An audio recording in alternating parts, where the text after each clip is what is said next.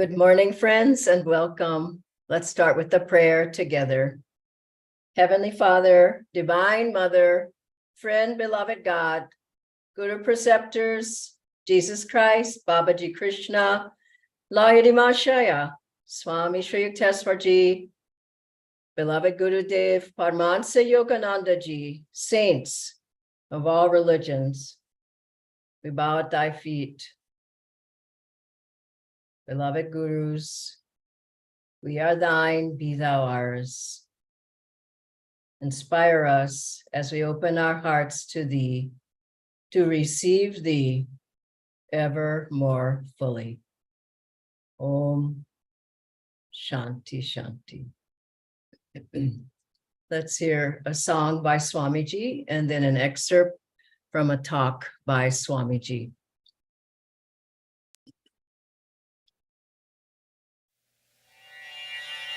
I have a love who's far away, far away, far away. I have a love who's far away, farther away than the stars. Mother, you've stolen my heart away, heart away, heart away. Mother, you've stolen my heart away, farther away than the stars. Keep me not bound here, teach me to fly far from earth's madness, free ere I die. Keep me not bound, Ma, teach me to fly farther away than the stars. There's nothing here nearly so dear, nearly so dear, nearly so dear. Mother, I know your love's ever near, though farther away than the stars.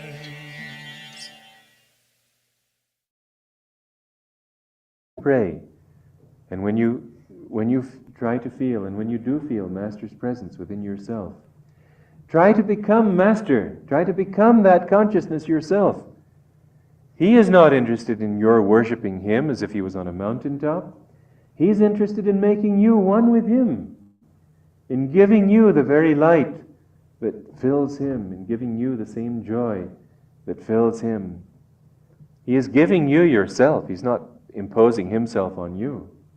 He's helping you to discover that that is what you are. And then, in the other aspect of His life, the outer, to meditate on those qualities that He manifested, not with a view to saying how great He was, except that's perfectly good to speak of how great a great person is, and especially one's own guru. But more than that, do it with the idea of how can we manifest those qualities ourselves. He had this love for everybody. Good morning again, friends. I'd like to start with a brief reading on this topic, Conversations with Master, the Constant Companion, from Why I Love My Guru by Swami Kriyanandaji. Noble an institution as friendship is, it was not until I met my Guru that I came to understand its higher octaves. As a divine friend, he was perfection itself. For friendship should uplift, and that is something it does not always do. So long as it is between egos, it may only strengthen the ego. When I met him, he said to me, I give you my unconditional love. No treasure, surely, could be greater than that sacred promise. He has fulfilled it in countless ways, more and more through the years. I have found him mentally guiding me, leading me toward inner freedom, filling me with inner bliss. I love my Guru, as he himself wrote about his own Guru, Swami Sri Yukteswarji, as the spoken voice of silent God. He was ever and is now more than ever my nearest, dearest companion. If I am right, I feel his inner smile. If I am wrong, I feel his inner encouragement to do better. He is on my side in every struggle against delusion. Could anyone be a better friend than that?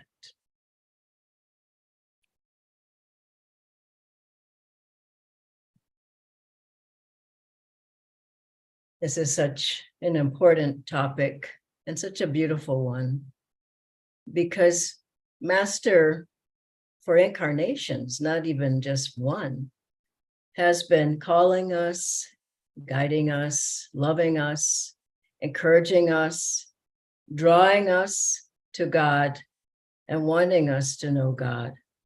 And from birth, he's protected us and drawn us to this point in our spiritual lives. I remember once, years ago, I was sleeping. It was one of the ashrams in Abananda in America, some decades back. And I had a dream of Master. And in the dream, it was very brief, but he said, I wanted to give you a message, but you're sleeping. And I woke up immediately, and I just in my mind was saying, no, I'm not sleeping, but I was sleeping. And I think he was saying, not just physically sleeping, but you're still asleep. I'm trying to talk with you. I'm trying to guide you. I'm trying to help you, but you're sleeping. And as we come into discipleship and become a Kriyaban and we come onto the path, we have to start to awaken. We have to start to really try to tune in to our Guru, who's drawing us out of delusion, out of every worry and fear and doubt and disappointment and sorrow and pain. And he's drawing us out, and he's telling us how. He's always trying to commune and guide and talk with the disciple. But if we're sleeping, meaning if we're not interested, if our mind is restless, if we're not calm, if we're not open, if we're not receptive, if we don't have that attunement, how can he reach us? And so it's vital for the disciple to get in tune with the Guru. This past weekend, there were a couple of Kriyas that I participated in, and others, I think there were 4 or 5 around India with Ananda. And it was so blissful. I know some of you were there, but coming away from there, I thought, where else would you want to be? It's so wonderful. Where can you feel Master's presence so strongly? Obviously, he was there. Maybe all the masters were there, but it was so evident that his encouragement, Shakti, his love, guidance through the words, through the ceremony, through each other, through the temple, through the altar, through the chanting, through the instruction, through everything, you could so tangibly feel Master talking to us, Master encouraging, being there, supporting. And why? Well, we feel him at other times as well, maybe after Kirtan. I know it's Janmashtami. I wish you all a wonderful Janmashtami. But at a Kirtan or at a satsang or at a class or various times, it's so evident. Meditation, it's so evident that Master's present. that he's trying to communicate with us. Why? Why do we feel it then? Because we're open, we're receptive, we're thinking of him. This is the point.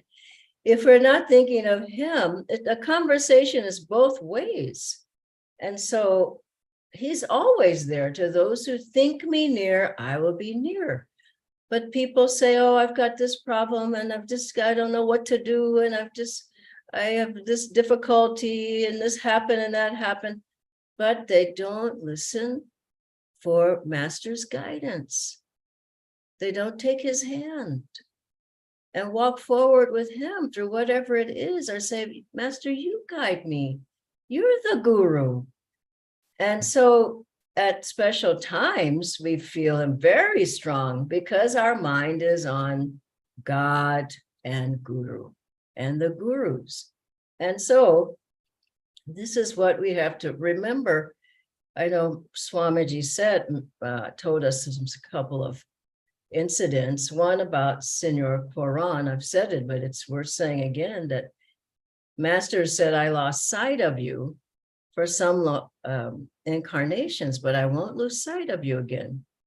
And Senor Quran said, please, Master, don't lose sight of me. Don't lose sight of me. And Master said, I won't. And from time to time, Quran would say to Master, remember your promise, Master. Master said, I remember, I won't. But Swamiji explained it was Quran lost sight of Master. How's the guru ever going to lose sight of the disciple? He doesn't. We lose sight of the guru. Swamiji said one time, Master said to him, oh, I've missed you. Now, why did he miss him? Because he wasn't linked or tuned in to Master. I've missed you. And so there are many times I think he's missing us because we don't tune into him. We should try to have Master as a constant companion in our life, and such a sweet way to live your life as well. And if it's Master or Babaji or Lahiri Mahashayaji, one of the gurus, just try to feel that they're with you in everything that you do. So in meditation, as we meditate, how can that happen? Well, we pray to them, pray to the guru, God through the guru, that help me to love you more. How can I open more? How can I practice Kriya better? How can I hear Om? How can I see the light? How can I serve you more? How can I be a better disciple? Oh, just have that wonderful conversation with Master before, after, during your meditation, and make a contact with him. Feel that he is communing with you. So many thoughts are there. And I don't mean wild thoughts in meditation, but inspirations at the end of your meditation. Offer up whatever is the difficulty, or in your work, something that needs to happen. And I have inspiration coming all the time. There's this idea and this thought. And I hear people saying, oh, I had this thought, but it's really Guruji's thoughts, God's thoughts. This inspiration, this insight, this is the answer to the problem. It comes if the disciple is really interested and really open. And in meditation, you can have that conversation with Master and draw his guidance into your life. And then in your daily life, ask him, what should I do? Who should I talk to? Where should I go? Is this the right person? Is this the right job? How can you help me to handle this situation? Instead of racing around and calling so-called friends on the phone, take a moment to say, Master, I need your help. Talk to him and listen. This is the point. I think some people pray and ask and whatever, but they don't listen. And listen in your heart. Does it feel this feels right, or that feels right? Or there's a wonderful upliftment feeling, usually, if something is right and you feel it's the right thing to do. Ask him in your work. How can I do my work better? How can I do seva better? What seva can I do? What can I offer you, Master? What can I do for you? It should be a constant, how can I serve you better? How can I be a better disciple? How can I Everything that you do, ask him to help you. How can I sing better? How can I speak better? How can I give a lecture better? How can I teach yoga better? Whatever, just you do it. And I saw so many times Swamiji, we'd go over to his house in America, but many times in India, and he would be writing, and he would always Guru, always Master's helping me. These are Master's thoughts. He's written this through me, meaning God through the Guru. And I remember when he was working on the Gita, many of us were there, Bhagavad Gita, at his house, and Guru Kripa, he was just thrilled. I mean, you could feel the divine presence in that house. And one day when he first started, he said, well, I'm not able to work on this right now. I don't have what I need to work on it. And the very next day he was working on it. And he says, Master's given me what I need. And he was having people read different chapters of it. And I remember one night I was there late reading, and I was going home about midnight. And I went downstairs. I just knew there was a deep divine presence in that house. And so then I went out. The next day we asked Swamiji, we said, is Master, because he kept saying, Master's doing it through me. He's writing this Gita. He's writing his commentaries. And we said, is he here in the house with you, Swamiji? And he just very plainly and clearly said, of course. I know, it was for us, it was like, really? But of course, he was there writing through him, and all the music Swamiji wrote. He was thrilled. He said, Master's given me this. And I remember, anyway, that's the key, is that if you open to the Guru and keep asking him, you help me, you change my thoughts, change my attitudes. I'm willing to work, but you have to help me. And I remember once Swamiji, he wrote this beautiful song. We've played it different times. Love is a Magician. And he tried to sing it several times, but he just couldn't get through it without tears. It was such a beautiful song. And I think you know the song. And anyway, so then one time he showed up at a satsang and he said, I'm going to sing this song for you. And everybody thought he won't be able to get through this song. But he got through the whole song, barely, but he got through the song. And then afterwards, we were singing him off at the car, and we said, oh, Swamiji, this is such a beautiful song. And he said, yes, Master told me how I could sing it and get all the way through. Just anything like that, it's the way to live. And I think more and more, we should aim in that direction. If you're just on the path, it may take you longer, but if you've been on for a while, ask Master to, I remember Swamiji said, I don't want to have any thought. That's not my Guru's. Whoa. I mean, I heard him say that maybe 20 years ago. I just thought, I'm nowhere near that. But at least we can head in that direction, not to have any thought, any action that's not God inspired, is what he was saying. And it's not easy. But if you keep Master in your heart, listen to his talks, listen to Swamiji's talks, and especially his talks about Master to inspire you that way. Read something every day from Master. Just open Autobiography of a Yogi or one of the other books and just read a paragraph and feel him there. And in difficult times, I mean, there's some painful times in life. I mean, I hear from a lot of people, there's one big challenge after another. This is life.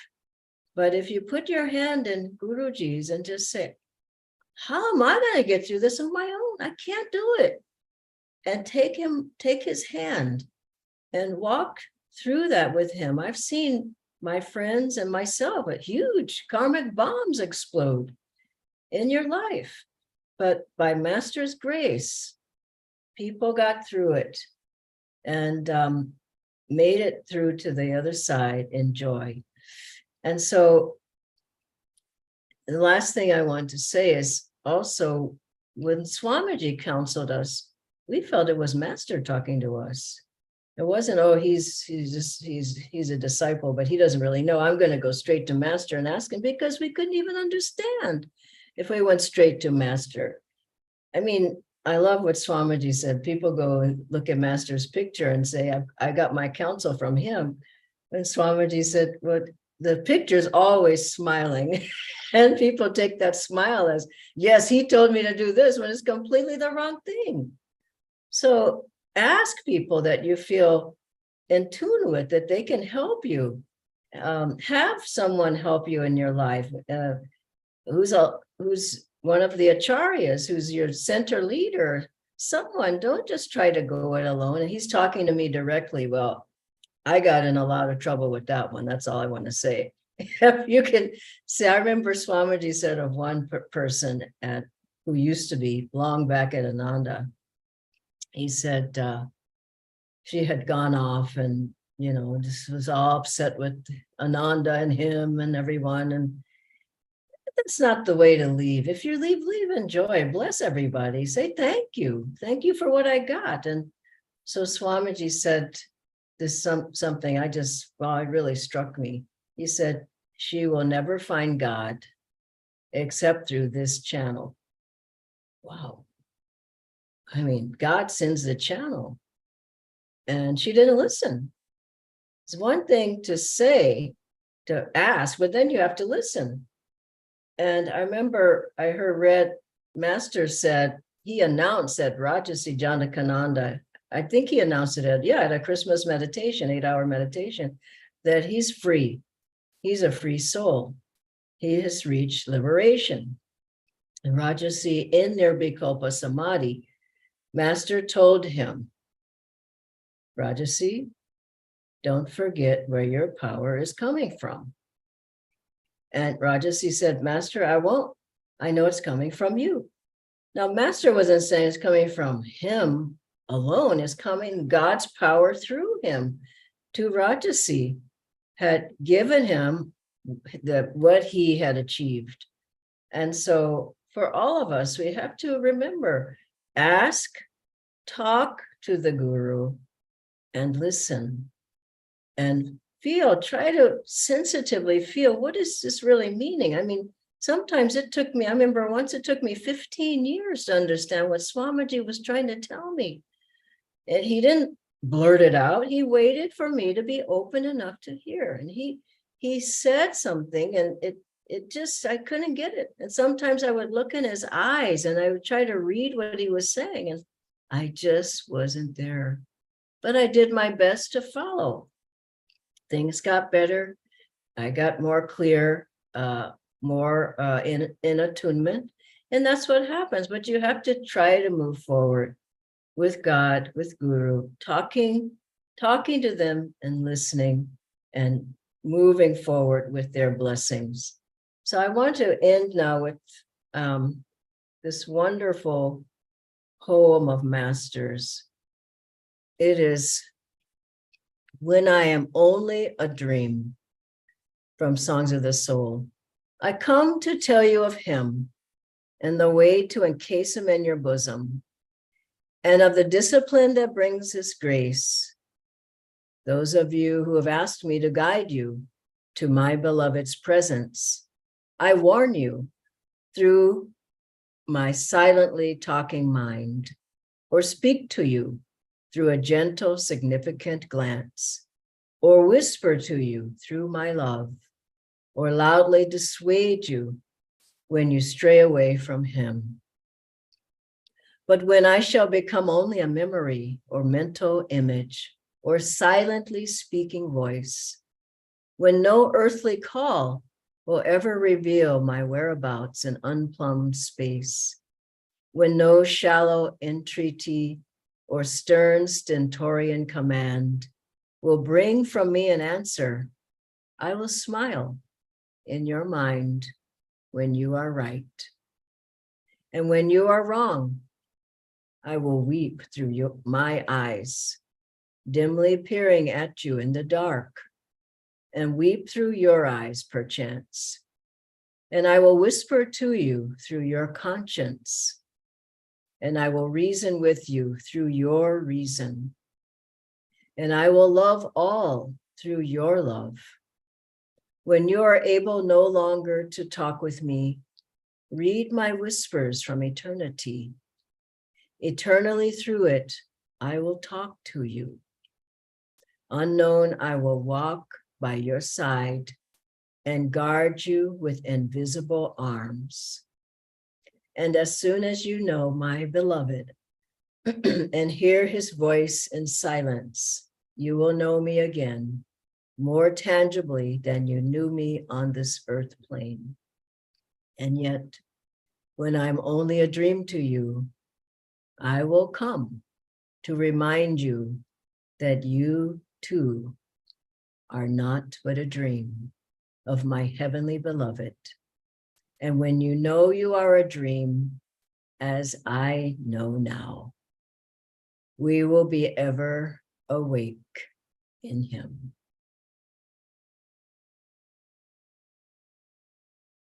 Om Shanti Shanti. I'll ask Natindra to join me now. Thank you, Dhyanaji, for the wonderful poem.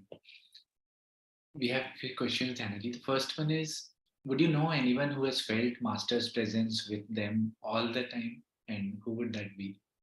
I would say Swamiji, at least in the years that I knew him. I came to him when he was in his 50s. And anytime you were near him, you felt Master. You felt a very powerful divine energy. Sometimes you felt love just coming into your heart. Sometimes you felt just a lot of energy at the spiritual eye. It didn't matter what he was doing. You could be in a class, a satsang. You could be with them on a boat ride. You could be with them on a walk. You always knew you were in the presence of a divine being. And we always respected him as Master was talking to us through him, correcting us, disciplining us, loving us. He was and is our Father, but Master through him was the power. There was never a mistake that he's like us. He's just a big brother. No way. There was the power of God was there and is if people attune to that. So yes, I felt Swamiji. I met other disciples, but I didn't spend time with them, so I can't speak about them. But I was with Swamiji for decades, and my head was always bowed from the power and divinity that I felt coming from him. The other way I knew was that he guided our lives. So we went to him and asked him, but I don't know the percentage, but a lot of people asked but didn't do. You know, that's the thing. You have to ask and actually do. And when there were mistakes made, which we all made, I certainly made many mistakes where Swamiji corrected me, and I would apologize. You know, I would try to correct, but I wouldn't make excuses that, oh, this, oh, that, oh, this. I would just, I'm sorry. So he was the embodiment of Master. Master was coming to us through Swamiji.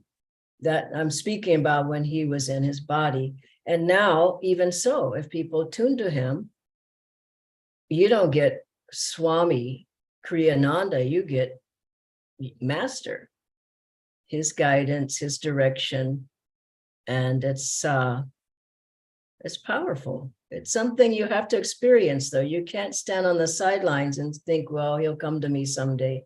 You have to really want it. When I went to Swamiji, I said to him, I feel Master sent me to you for training. I use the word training. And he said, all right. And he took responsibility. But a lot of people don't want training. They want ego bomb. you're nice, oh, you look so good, or you meditate so well. He didn't give ego bomb. So if you wanted the training, you stood up to what he was saying and you got corrected and you grew. The whole point of talking to masters so that you can grow, not that he can tell you, oh, you look beautiful today, oh, you spoke beautifully, oh, you. It's not that at all. It's to take away the ego and let Guruji speak completely through you. Thank you, Dhanaji. We have just two more questions. One is, did Swamiji talk about how he felt Master's presence? Yes. What does that feel like? Yes, like I said about the writing, he wouldn't say, oh, I feel Master's presence. He was very quiet about it. He didn't announce, I felt Master's presence. No, it was constant. And even if he never, sometimes he says, sometimes he didn't, but you'd look at him or you'd be at a talk. I remember one talk, and he wasn't feeling well.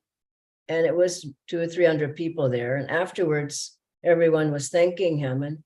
And I remember he looked at some of us and he says, well, I did my best. I wasn't feeling that well, but I felt Master's presence.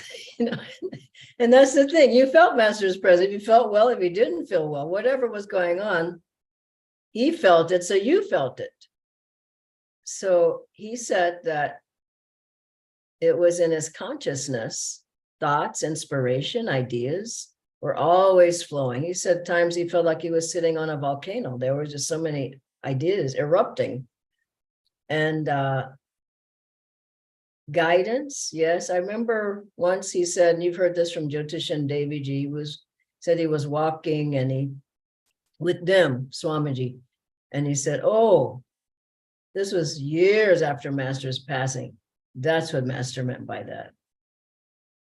So he was continuously, from his memory of Master, gestures, things he said, he was always trying to get in tune. That's what he meant.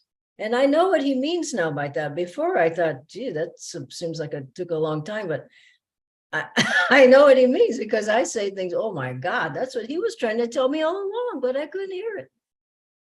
I'll tell you one thing as an example, because otherwise you may not understand that. Swamiji told me when I first came to India to learn Hindi, and I just went, oh God, I knew Italian, but I was very much younger then.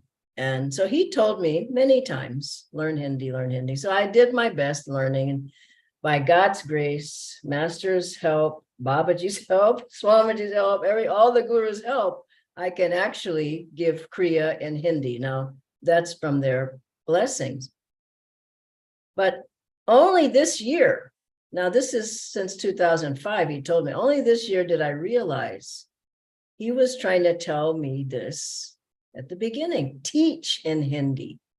It wasn't talk to the driver and the maid. He was trying to say teach, but he didn't say that because he knew I would say impossible.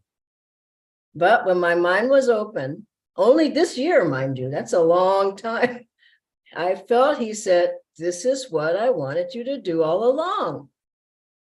Do you understand how subtle that is? So you have to be open to it as well. You can't just say, yeah. But to keep Master in your mind, chant Om Guru, to talk to him. I love you, Master. I love you. Help me, help me. And you'll find that more and more your mind gets refined and uplifted and you get more open. Do you have one more question? Yes, Dhanaji, we are out of time, but one quick live question.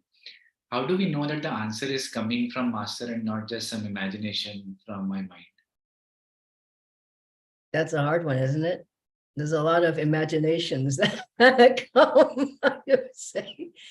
You have to have people who you talk to, who you respect their guidance and their help. They're channels for Master and Swamiji.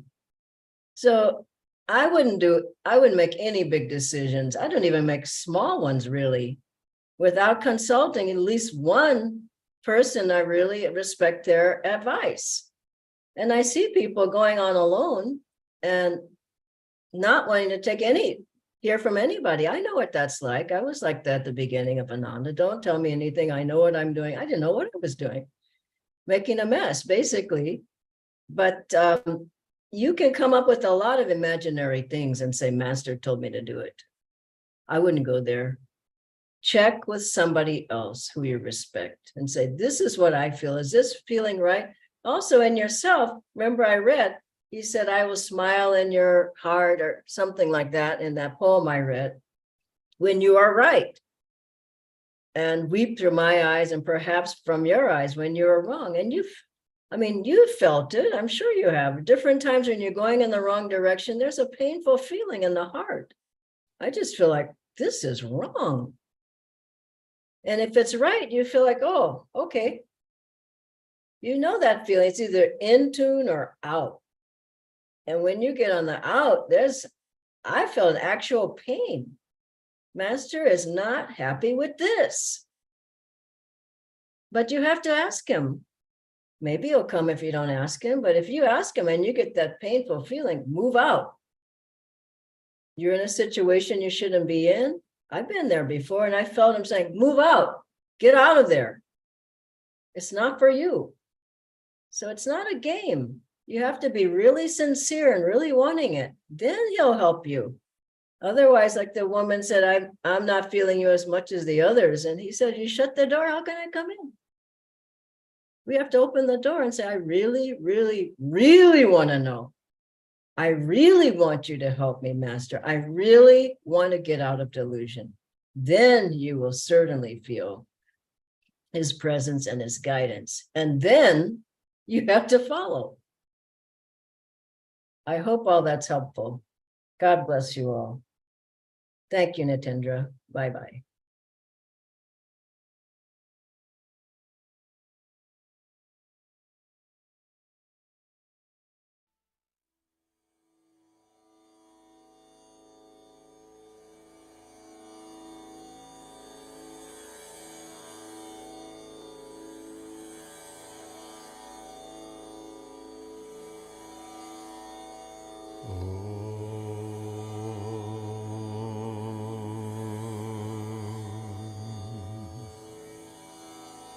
Om.